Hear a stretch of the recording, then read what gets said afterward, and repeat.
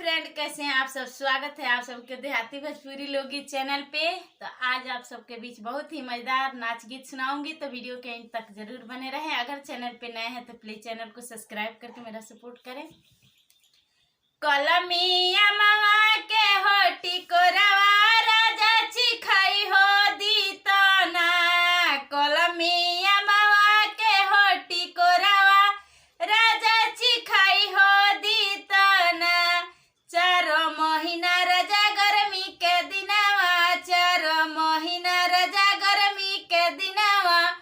टप टप चुएला हो पसीनावा, बेना डोलाई हो दी तो ना। कलमिया मामा के हो टिकोरावा राजा चिखाई हो दी तो ना।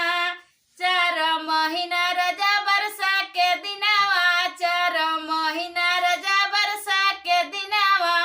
हमरो भिंगेला हो लहंगावा, गोदिया उठाई होली तो ना। कलमिया मामा के हो टिकोरावा राजा चिखाई हो दी तो ना।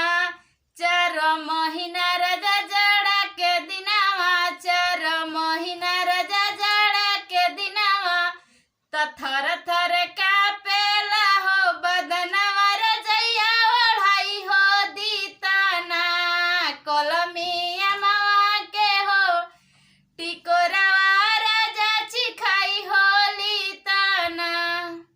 तो गाना कैसा लगा कमेंट में जरूर बताइएगा।